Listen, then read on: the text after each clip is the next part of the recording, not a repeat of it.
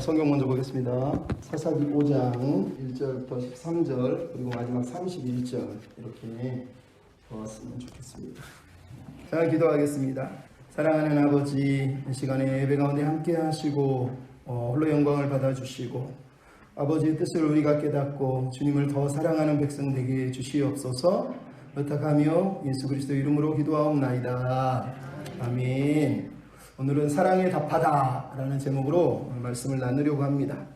덴마크의 신학자인 키에르 케고르라고 하는 사람이 쓴 글 중에 이런 글이 있습니다. 옛날에 어느 나라의 왕자가 길을 지나가다가 아주 가난한 빈민촌을 지나가게 됩니다. 근데 그 빈민촌에 너무너무 아름다운 아가씨가 있는 거예요. 우리 윤지자매, 명진자매, 우리 갑자기 이름이 생각이 안 나요. 미안해요. 영지자매. 거부하는 건 아니야. 너무 아름다운 아가씨가 있는 거예요. 그걸 보고 깜짝 놀라서 왕궁으로 돌아온 이 왕자가 고민이 생겼어요. 첫눈에 반하긴 반했는데 내가 저 여자를 사랑하는 것 같은데 어떻게 하면 저 사람과 진짜 진실한 사랑의 관계를 맺을까? 고민하다가 내가 만약 힘으로 데려오면 억지로는 끌려오겠지만 나를 사랑하지 않겠지. 그렇다고 막 선물을 싸서 주면 그것 또한 나를 사랑하는 게 아니라 그것 보고 사랑하는 거잖아. 어떻게 내가 저 사람을 사랑할 수 있을까? 고민을 합니다. 끙끙끙 고민을 하다가 어느 날 결정을 했습니다.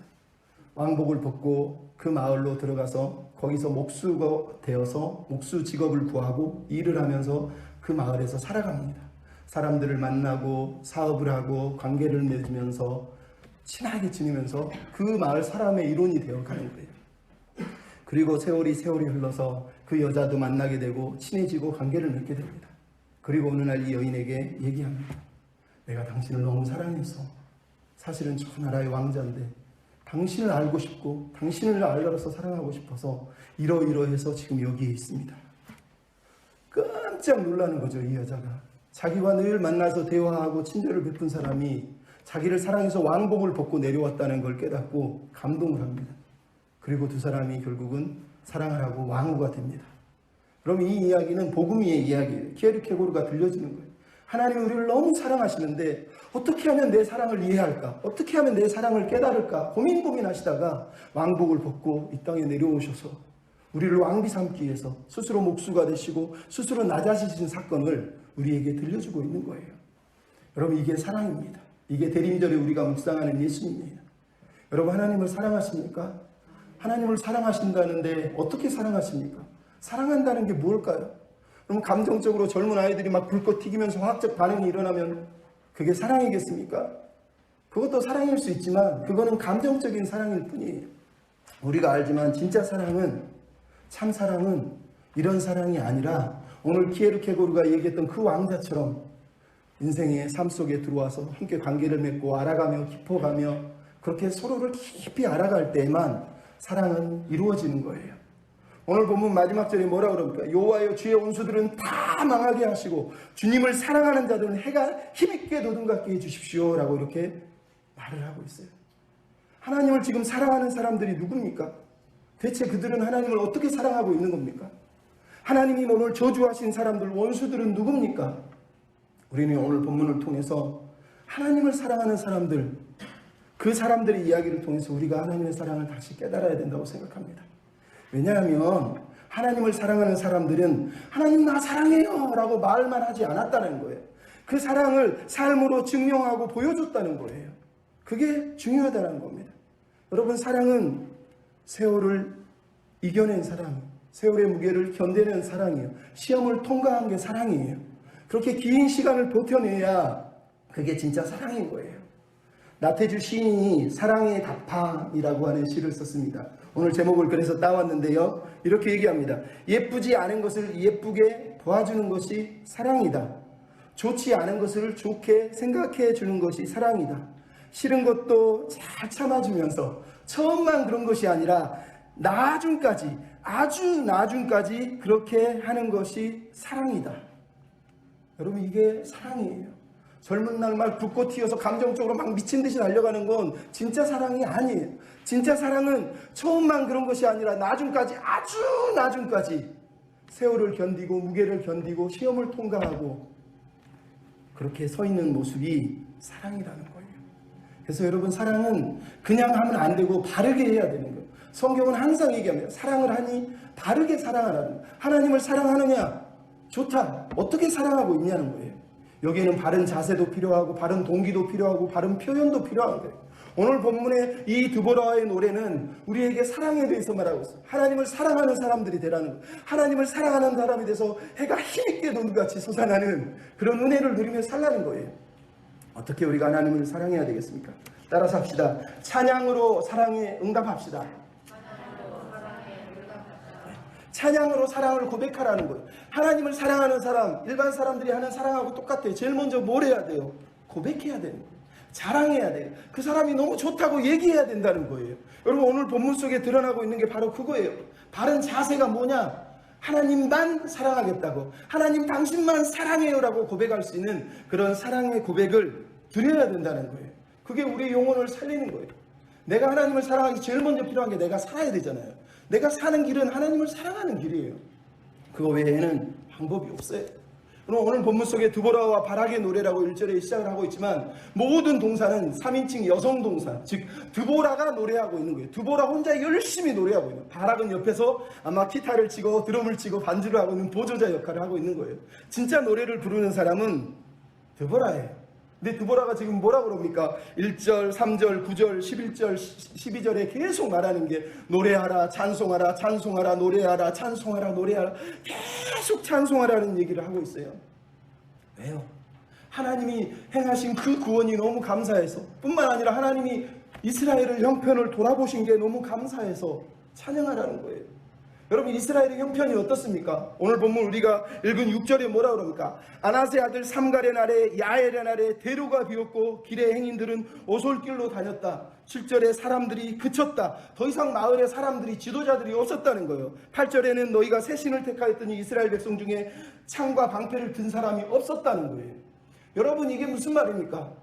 가나안 야빈 왕 시스라가 통치하던 시절에 이스라엘 백성은 대로로 다닐 수가 없었어요. 숨어 다녀야 됐어요. 대로가 뭐예요? 하이웨이예요. 하이웨이가 뭡니까? 경제 무역로를 말하는 거예요. 이스라엘 백성들이 경제적으로 부를 누릴 수 있는 그 길을 딱 틀어지고 있었기 때문에 이스라엘 백성들은 이 20년 동안의 압박 속에서 처참한 노예 생활을 하듯이 숨어 지내면서 대로를 못 다니고 오솔길로, 산길로, 안 보이는 길로 숨어 다녔다는 얘기를 하고 있는 거예요.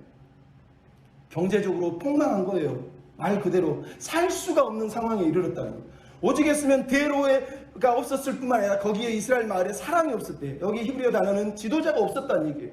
나라를 위해서 믿음으로 일어나서 싸울 사람이 없었다는 거예요. 믿음으로 자기 믿음을 보이기 위해서 일어난 남자들이 없었다는 얘기를 하고 있는 거예요. 뿐만 아니라 뭐라 그럽니까? 4만 명 중에 창과 방패, 칼을 든 사람이 없었다는 얘기를 하고 있어요. 여러분, 적들이 일어났는데, 전쟁이 터졌는데 사람들이 무기를 들고 싸울 능력이 없는 게 아니라 무기조차도 없는 시절이었다는 거예요.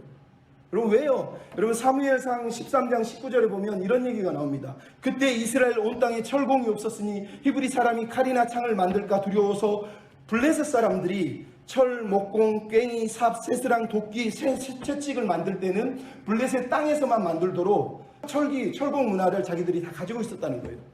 그래서 사울과 요나단에는 아무도 손에 칼이나 창을 가진 자가 없었다는 거예요.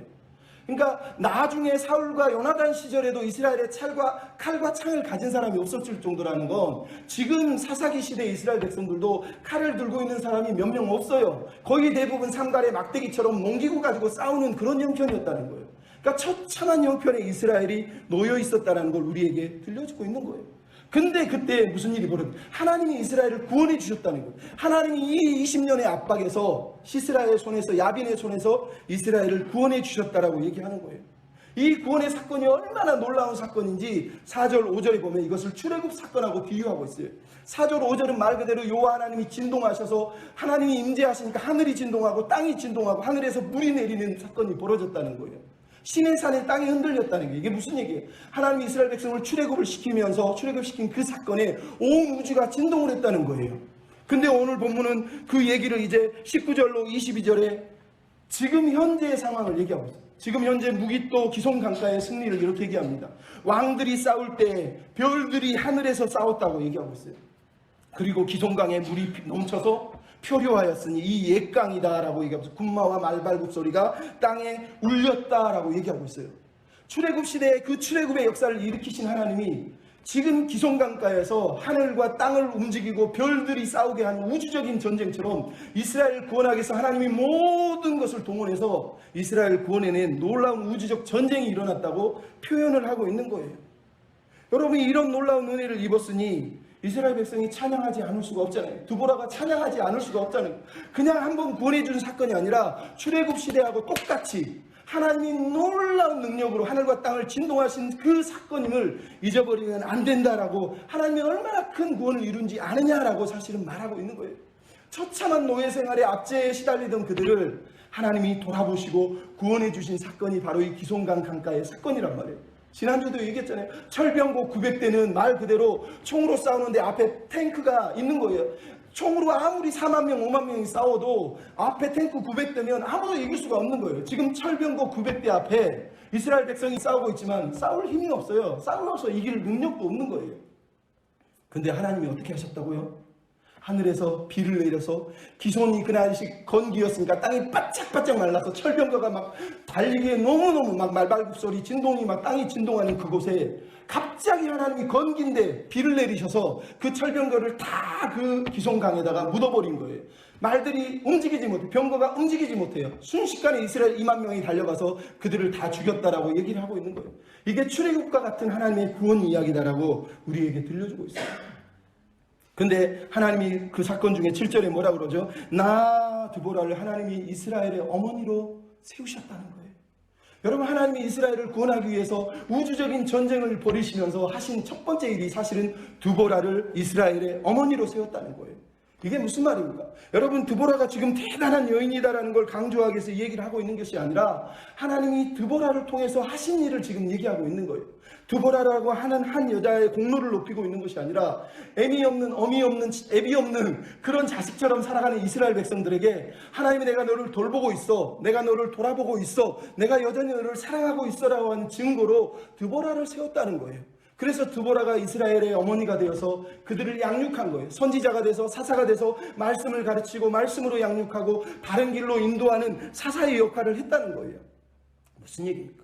하나님의 구원의 시작이 말씀이었다는 거예요. 말씀을 통해서 시작했다는 거예요. 하나님이 이스라엘을 건지기 위해서 하늘과 땅을 움직이기 그 전에 드보라를 통해서 나는 너를 사랑한다, 나는 너희들을 돌아보고 있다, 나는 너희의 어머니다, 나는 너희의 아버지다라고 하나님이 보호하고 있다고 얘기하고 있는 거예요. 여러분, 그 전에 그들이 어땠습니까? 8절에 너희가 많은 신들을 섬겼다는 거예요. 왜 그들이 피해를 당하고 어려움을 당했습니까? 많은 신들, 새 신, 새로운 신을 막 섬겼다는 거예요. 근데 하나님이 그들을 건지시려고 새 신이 아니라 드보라를 통해서, 말씀을 통해서 하나님만이 우리가 사랑할 존재다라는 걸 가르쳤다는 거예요. 하나님만 사랑하라고 얘기했다는 거예요. 여러분, 그래서 얘기하는 거예요. 사랑은 뭐예요? 하나님을 아는 거예요. 하나님을 아는 게 뭐예요? 바르게 아는 거예요. 사랑한다면 하나님을 알아야 되고 바르게 알아야 된다는 거예요. 그게 사랑인 거예요. 여러분, 아무리 내가 기도 열심히 하고 예배 열심히 드려도 잘못된 사랑을 하면, 하나님조차도 왜곡돼서 사랑을 하면 하나님이 우상이 되는 거예요. 교회 안에 앉아서 무당한테 전 보듯이, 복채 내듯이 헌금하면서 하나님 복 주세요라고 비는 일이 벌어지는 거예요. 하나님은 그런 신앙을 원하는 게 아니에요. 바른 말씀을 가지고, 바른 깨달음 가지고, 받은 믿음을 가지고 하나님을 사랑하기를 원하는 거예요. 그래서 드보라가 얘기하는 거예요. 이 놀라운 구원과 돌보심의 은혜를 받았는데 우리가 찬양하지 않을 수 없잖아요. 찬양하라, 찬양하라. 그러면서 얘기하는 게 뭐예요? 10절에 흰 나귀를 탄 자들, 양 탄 자의 앉은 자들, 길을 행하는 자들에게 전파할지어다. 찬양의 대상이에요. 나귀가 누굽니까? 귀인들을 말하는 거예요. 양탄자에 앉은 사람이에요. 길거리 상인들을 말하는 거예요. 길을 걸어가는 사람이 누굽니까? 일반 백성들을 말하는 거예요. 모든 백성이 이 하나님을 찬양해야 된다고 말하는 거예요. 뿐만 아니라 어디서 찬양하라고요? 물 깃는 곳에서. 11절에 보면 활 쏘는 곳에 멀리 떨어진 물 깃는 곳. 물 깃는 것이 어디예요? 물가예요. 일상적으로 물을 퍼서 마시고 나르는 이스라엘 백성들이 만나고 있는 그런 장소예요. 우리로 말하면 길거리, 시장, 이런 걸 말하는 거예요. 옛날 어른들이 핫도 치는 그 사랑방 같은 걸 말하는 거예요. 거기서도 하나님을 찬양하라는 거예요. 거기서도 찬양해야 되는 거예요. 여러분, 하나님을 찬양하는 소리는 여기만 아니라 저 길거리에 나가서도, 우물가에서도, 집에서도 찬양하는 사람들이 돼야 된다라고 얘기를 하고 있는 거예요. 이게 사랑이에요. 여러분, 사랑하면 사랑이 하는 일을 하라는 거예요. 여러분, 사랑하면 하는 일이 뭡니까? 그 사람에 대해서 얘기하고, 그 사람 생각하고, 그 사람 말하고, 그 사람 자랑하고, 그 사람만. 여러분, 하나님을 사랑하면 그래야 된다는 거예요. 하나님만 얘기하고 하나님만 사랑하고. 왜요? 오늘 본문의 2절에 9절에 맨 끝에 나온 단어 때문에 여호와를 찬송하라, 여호와를 찬송하라 두 번이나 언급하고 있어요. 이 찬송하라는 히브리어 단어는 바라크, 축복하다라는 뜻이에요. 송축하다라는 뜻이에요. 여러분, 원래 축복은 바라크는 높은 사람이 낮은 사람에게 하는 거예요. 내가 너를 복준다, 내가 너를 축복한다. 근데 오늘 본문은 뭐라고요? 이스라엘 백성이 두보라가 하나님을 향해서 찬송하며 우리 보고 하나님을 축복해라 라고 이렇게 얘기하는 거예요. 이게 무슨 얘기냐? 낮은 사람이 높은 사람을 축복할 때는 그 의미는 저분이 복의 근원이다 라는 의미예요. 저분을 통해서만 나가는 복을 누릴 수 있다라는 의미예요. 그러니까 여호와를 성축하라, 찬송하라, 찬송하라 이렇게 얘기했다는 건 우리는 하나님 외에는 복을 받을 길이 없다. 하나님만이 우리의 복이다. 하나님만이 내가 절대 사랑해야 될 분이다 라고 결정하라고 고백하라고 말하는 단어가 여호와를 찬송하라라는 단어예요. 하나님 그분만이 우리가 찬양할 1차적인 대상이라는 거예요. 여러분, 왜 교회 와서 찬양합니까? 기분 좋으면 입은 열고, 기분 나쁘면 노래 못 부르고, 좀 마음이 좀 뭔가 이번 주에 기도 들어주면 감사해서 찬양하고, 뭔가 어려운 일 당하면 찬양을 못합니까? 아니, 오늘 본문에 말하잖아요. 그냥 하나님 그분이 우리가 찬양해야 될 가장 본질적인 대상이기 때문이에요. 그분만이 우리의 복의 근원이 되시기 때문이에요. 내 손에 무엇이 들려졌든 안 들려졌든 하나님을 찬양할 수 있는 이유는 그분이 내 하나님이시고 복의 근원이 되시기 때문이라는 거예요. 찬양 중에 이런 게 있어요. 주 이름 찬양, 풍요 강물이 거친 광야에서도 찬양하리라. 모든 축복 주신 주님 찬양하리. 주님은 주시고 주님은 취하실지라도 나는 주의 이름을 찬양합니다. 주의 이름을 송축합니다. You give and take away. 당신이 주시고 당신이 취하셔도 나는 당신을 찬양합니다. 이게 이 찬양의 노래 내용이에요. 여러분, 우리 욥이 기도한 내용 알잖아요. 하나님 주셨으니 취하셔도 됩니다. 우리가 하나님을 찬양하는 이유는 주신 분도 하나님, 가져가신 분도 하나님이시기 때문인 거예요. 근데 우리는 가져가면 찬양하지 못하고 줘야만 찬양하면 대체 이 사랑은 무슨 사랑입니까? 순애야, 너는 저 금시계가 그렇게 좋았니? 그게 사랑입니까? 진짜 사랑은 그분 자체로 사랑하는 거예요. 옛날에 어떤 청년이 하나님 앞에 따졌습니다. 하나님, 옛날에 홍해바다를 가르신 하나님, 옛날에 여리고성을 무너뜨린 하나님, 옛날에 갈멜산에서 불을 내리신 하나님, 대체 오늘은 왜 안 나타나는 겁니까? 나한테 좀 보여주십시오. 하나님이 아무 대답을 안 해요. 한참 시간이 흘렀어요. 청년이 물었어요. 하나님, 내 기도 소리 안 들리세요? 하나님이 얘기했습니다.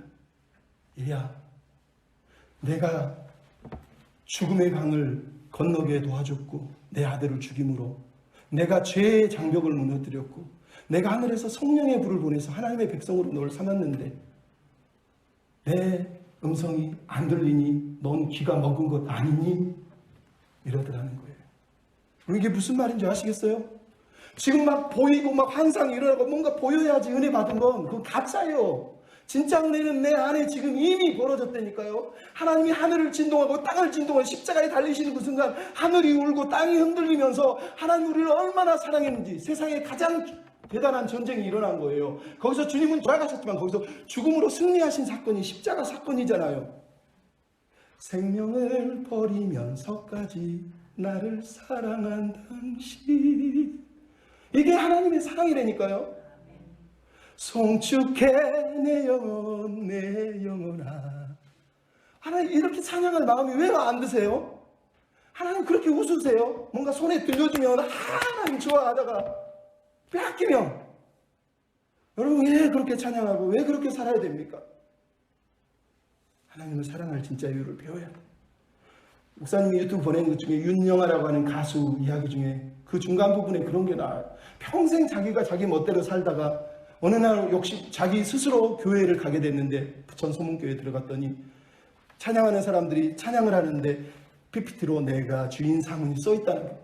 그 단어를 보고 그 찬양 소리를 듣고 거기서 무너졌다는 거예요. 내가 주인 삼은 모든 것 내려놓고 내 주 되신 주 앞에 나가. 한 절 한 절 한 단어 한 단어가 자기 안에 쑥쑥 들어오더라는 거예요. 얼마나 감사한지. 내가 그동안 내가 주인이었구나 그러면서 거기서 울면서 하나님 내 주인이 되어주셔서 나를 사랑해 주시고 만나주셔서 감사하고 너무 좋아요 그러면서 눈물을 팍 흘렸다는 거예요. 저는 그 장면이 너무 좋았어요. 저런데 어떻게 이러고 있더라고요. 여러분 예수님 만났을 때 그러지 않았나요? 다 아는 못 봤죠. 우리 소미경 집사님 막 찬양할 때 막 눈물을 막 흘리는 모습을 가끔 보면 저게 진짜 순수한 모습인데 이런 생각이 드는데 죄송해요. 이분만 봐서 그래요. 그 전에 제가 같이 교회 생활을 안 했잖아요.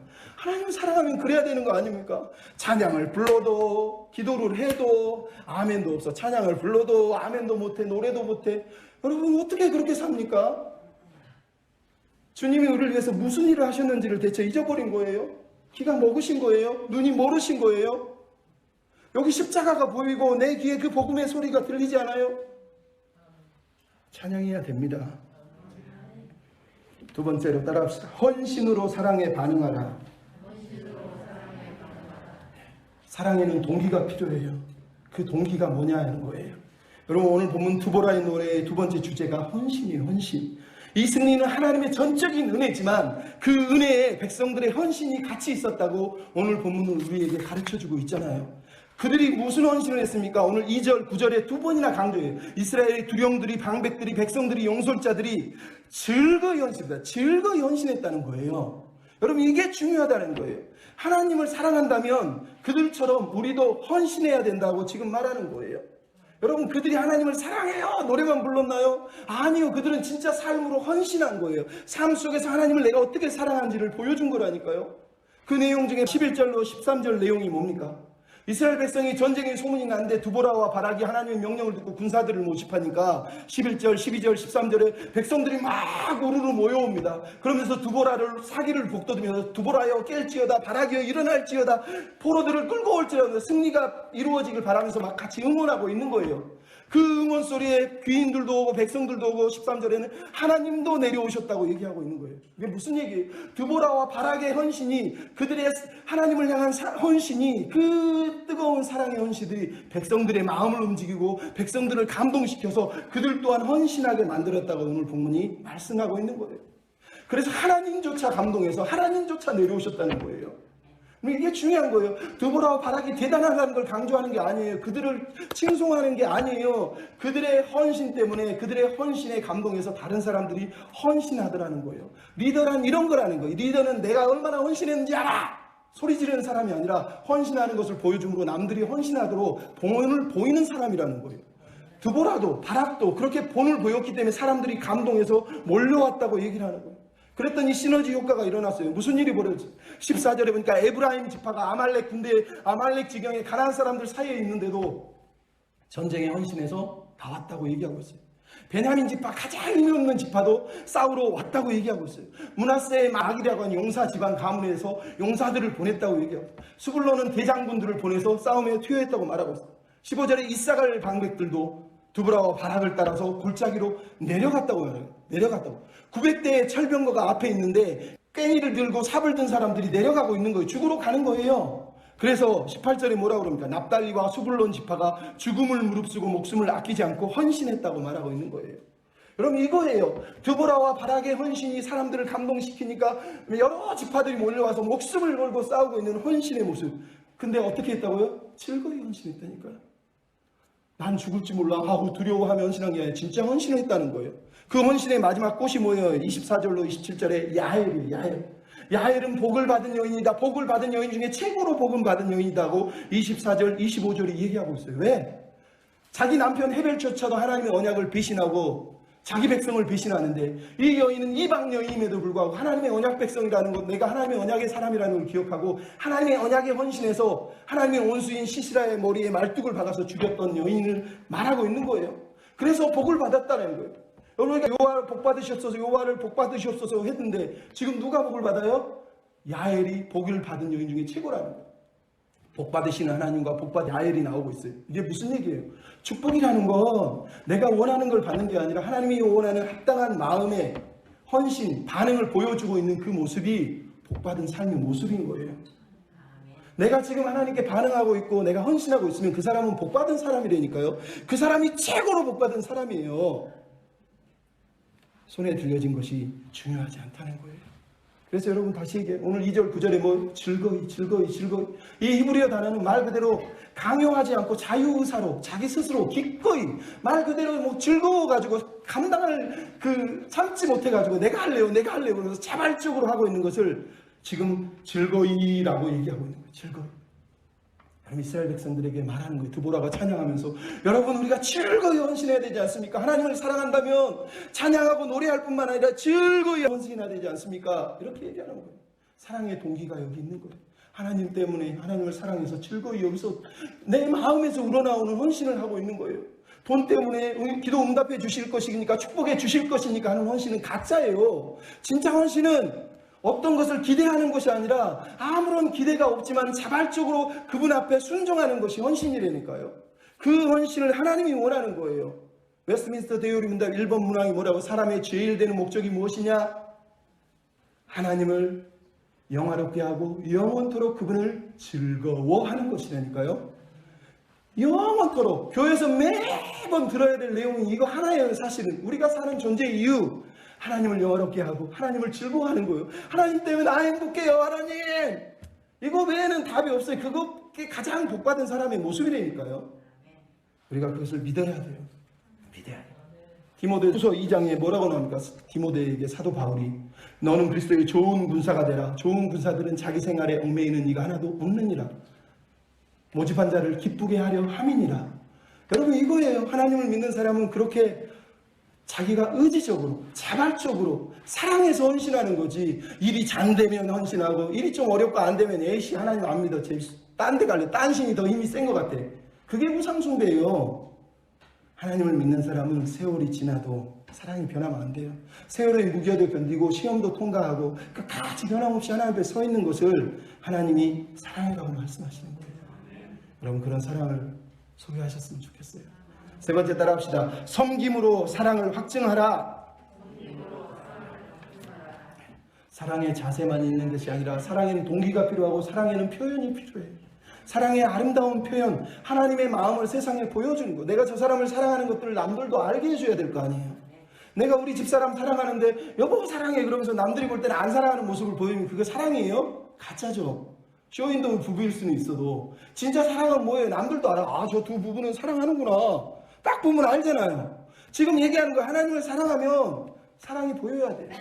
김수경이라는 작가가 옛날에 그래 제가 사랑은 움직이는 거야 라고 하는 책을 쓴 적이 있어요. 사랑은 움직인대요. 무슨 얘기예요? 사랑은 명사가 아니라 동사가 아니라 사랑은 움직여야 돼요. 밖으로 드러나야 돼요. 벽을 넘어서 틀을 넘어서 남들이 사랑하고 있는 걸 보여줘야 되는 거예요.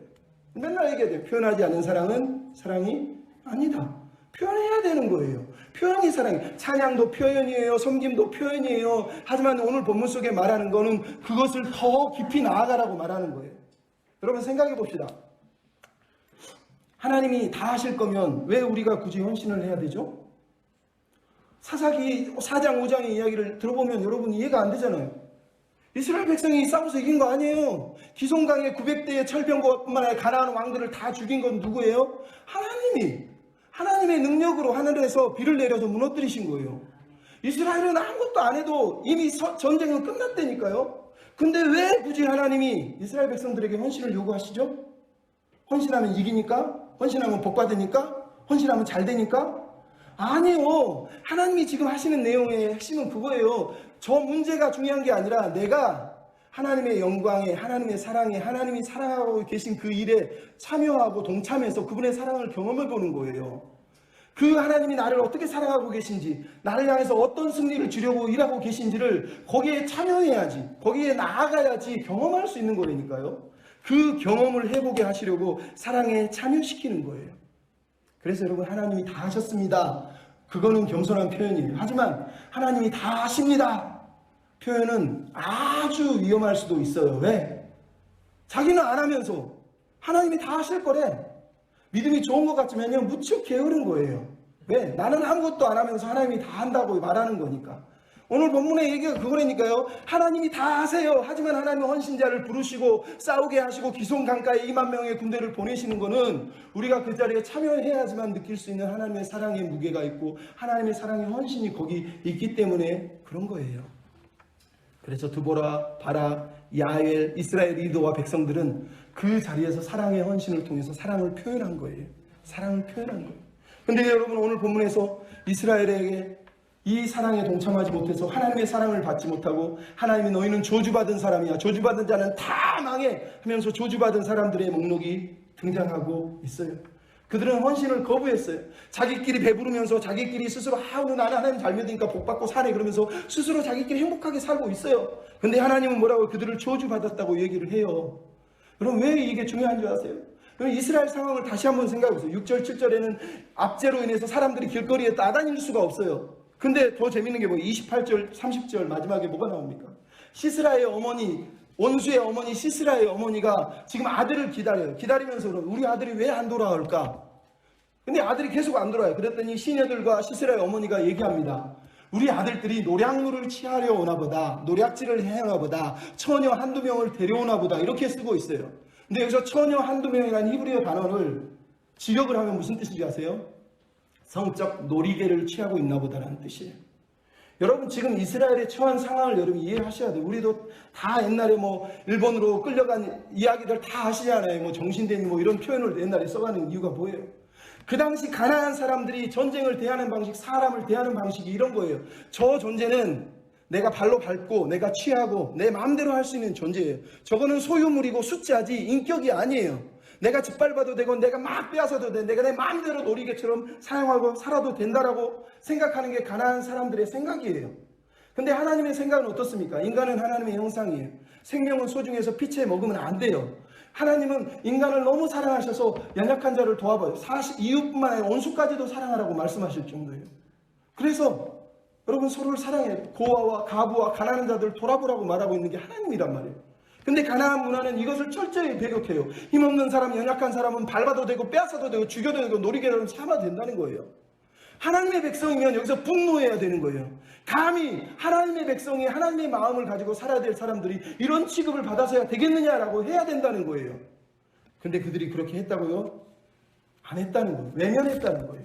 여러분 이 외면이 나중에 어떻게 벌어진 줄 아세요? 사사기 19장 20장에 가면 베들레헴의 한 레위인이 우연히 자기 첩을 데리고 에브라임을 지나서 베냐민 지파 기브온 땅을 들어가다가 잘 곳이 없어서 기브온 땅에 갔더니 베냐민 지파 남자들이 몰려와가지고 그 여자를 능욕하고 아침에 죽여버렸어요.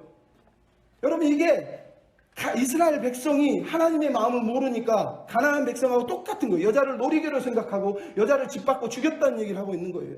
사사기를 기록한 이유가 바로 여기 있는 거예요. 사사기는요, 하나님 믿으면 구원해 주는데 하나님 믿으면 우리는 복 받는데 이 얘기를 하는 게 아니에요. 하나님을 사랑하면 찬양하고 헌신할 뿐만 아니라 하나님의 마음이 아파하는 곳에 우리의 마음을 쏟으라는 거예요. 그래야 된다는 거예요. 근데 여러분 이 마음을 잃어버린 사람이 누굽니까? 15절 16절에 뭐가 나옵니까? 루벤은 큰 결심이 있었대요. 전쟁이 일어났는데 루벤이 결심을 했대요. 루벤은 장자 집안이에요. 제일 큰 형이에요. 혈통적으로. 근데 무슨 결심을 했다고요? 양 우리를 지킬 결심을 했다는 거예요. 옆에서 전쟁이 벌어졌는데 요단 동편에서 자기들은 양을 치면서 우리 일 아니니까 우리는 우리끼리 먹고 잘 살자, 우리끼리 행복하자, 우리끼리 은혜 받자, 그리고 수독을 했다고 얘기하는 거예요. 17절에 길르앗 땅에 길르앗 갓지파는 뭐하고 있어요? 요단 동편의 기름진 땅, 갈릴리 바로 밑에 있는 그 기름진 땅에 모여 살면서 거기서 배 떵떵 부리면서 배부르게 살면서 자기 민족들이 지금 처참한 지경에 이르는데 눈 감고 외면했다고 말하고 있는 거예요. 17절에 단지파는 어떻습니까? 똑같이 얘기하죠. 단지파 또한 배의 부름이 어찌 되느냐. 단지파 또한 배가 막 터질도록 불러있어요. 왜? 사사기 18장에 보면 나중에 여러분 집에 가서 읽어보시면 단지파가 땅을 못 깨서 저 북쪽으로 돌아가서 북쪽으로 올라가서 라이스라는 지방에 갔는데 거기는 너무너무 땅이 좋아서 그 땅에 부족한 것이 없고 부를 누리고 평안하고 사람들도 없어서 풍족하고 행복한 땅이라고. 그래서 그 땅을 취하게 돼요. 이들이 지금 그 사람들이에요. 그 땅에서 자기들끼리 배 터지게 먹고 살면서 바로 밑에 좀만 내려가면 거기에 스불론 납달리 땅이 있는데 전쟁이 벌어져서 사람들이 신음하고 있는데 눈 감고 외면해버렸다고 얘기하고 있는 거예요. 아셀은 어떻습니까? 마지막에 나오는 아셀이라고 하는 지파 18절. 그들은 해변가에 살아요. 해변에서 무역을 해요. 돈을 많이 벌어요. 너무너무 행복해요. 굳이 전쟁에 참여해서 손해볼 이유가 없는 거예요. 자기 민족들이 죽어가고 있는데도 해변가에서 배 떵떵거리면서 살고 있는 거예요.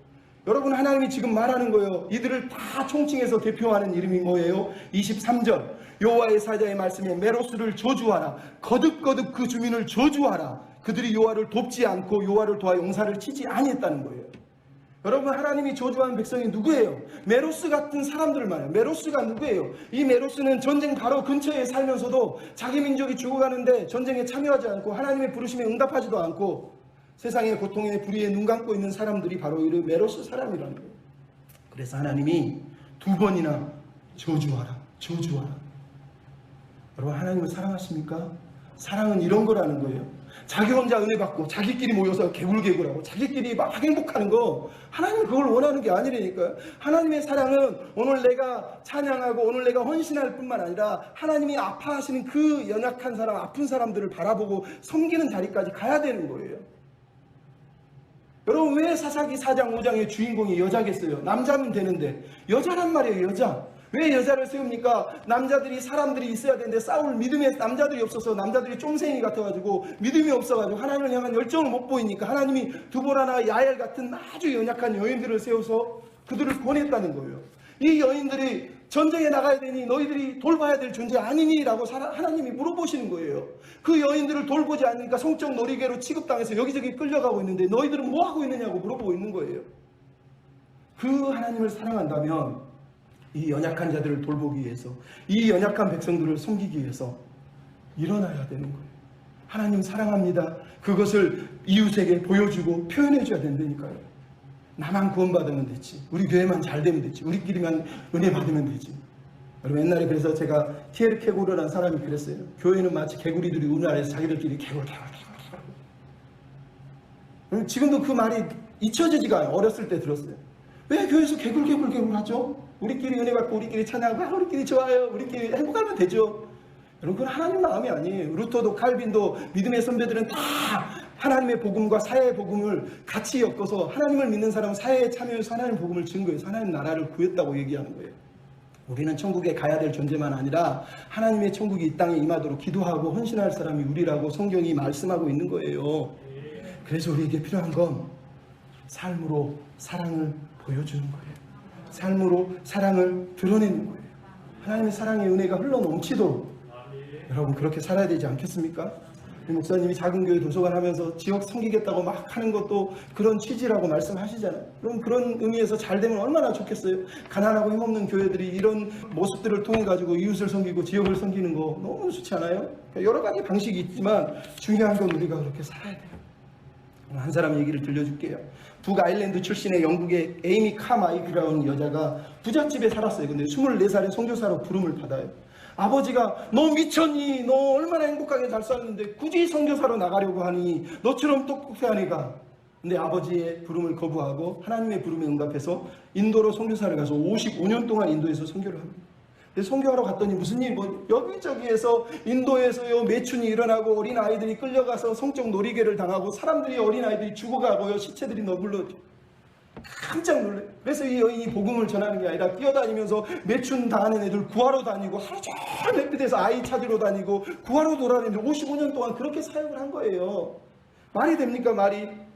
그래서 일부 선교사들이 그랬어요. 선교를 너무 유난히 해. 우리처럼 영혼만 구원하면 되지. 무슨 예수 믿으라고 하면 되지. 이랬어요. 그랬더니 이 선교사님이 그랬어요. 그냥 영혼만 구해서는 천국으로 올려보낼 수 없잖아요. 영혼은 육체랑 함께 있잖아요. 라고 얘기한 거예요. 여러분, 이게 우리에게 필요한 거예요. 영혼만 구원하는 게 아니라니까. 우리 육체도 영혼과 같이 있잖아요. 지금 신음하고 지금 놀이개처럼 당하고 있는 사람들이 있잖아요. 그들에게 사랑을 보여주는 길은 그들을 섬기는 거예요. 그들에게 하나님의 사랑을 보여주는 거예요. 그들에게 샬롬을 누리게 해야 돼요. 오늘 마지막 절이 뭐가 나옵니까? 이스라엘 백성이 이 디보라와 바락과 이스라엘의 헌신으로 40년 동안 평화를 누렸대잖아요.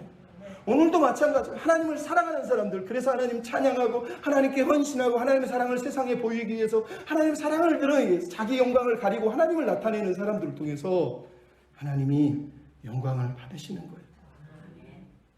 여러분, 그런 믿음의 삶을 사셨으면 좋겠습니다. 하나님, 내가 사랑합니다. 정말 사랑합니다. 그래서 주를 위해 살고 주를 섬기며 주의 나라를 위해 살겠습니다. 이런 결단을 하십시오. 아직도 내 마음에 사랑이 없으니까 여러분, 예배 드리는 거 힘들어, 교회 나오는 거 힘들어, 이웃 섬기는 거 힘들어, 헌금하는 거 힘들어, 11조도 무슨 뭐 구약이네 율법이네 이러면서, 그럼 그런 걸 왜 따집니까? 사랑하면 사랑하지 않으니까 따지는 거예요. 사랑하면 그런 거는 보이는 게 아니에요. 하나님만 보이는 거예요. 사랑합니다. 하나님 의지합니다. 경배합니다. 이렇게 고백하며 사는 저 여러분이 됐으면 좋겠습니다. 우리 같이 찬양하고 마치겠습니다. 주님 사랑합니다. 주님 사랑해요. 주님 사랑해요. 진정 감사해요. 나를 생각하시니 오직 주님만을 내 삶을 다해 주만 바라보며 주를 위해 섬기며 살리. 주님 사랑해요. 주님 경배. 내겐 오직 주만, 오직 유일하신 사랑입니다. 유일하신 사랑. 내 모든 것 주께 다 드리며 밝은 밤으로 주 위해 다. 주님 사랑합니다. 주님 사랑해요. 진정 감사해요. 나를 생각하시 오직 주님만을 내 삶을 다해 주만 바라보며 주를 위해 섬기며 살리. 주님 사랑해요. 주님 경배해요. 내겐 오직 주만, 내겐 오직 주만. 유일하신 사랑. 내 모든 것 주께 다 드리며 마음으로 주. 마지막 한 번 더 고백합시다. 주님 사랑합니다. 주님 사랑해요. 주님 감사해요. 나를 생각하시니 오직 주님만을 내 삶을 다해 주만 바라보며 주를 위해 섬기며 살리. 주님 사랑해요. 주님 경배해요. 내겐 오직 주만 유일하신 사랑. 내 모든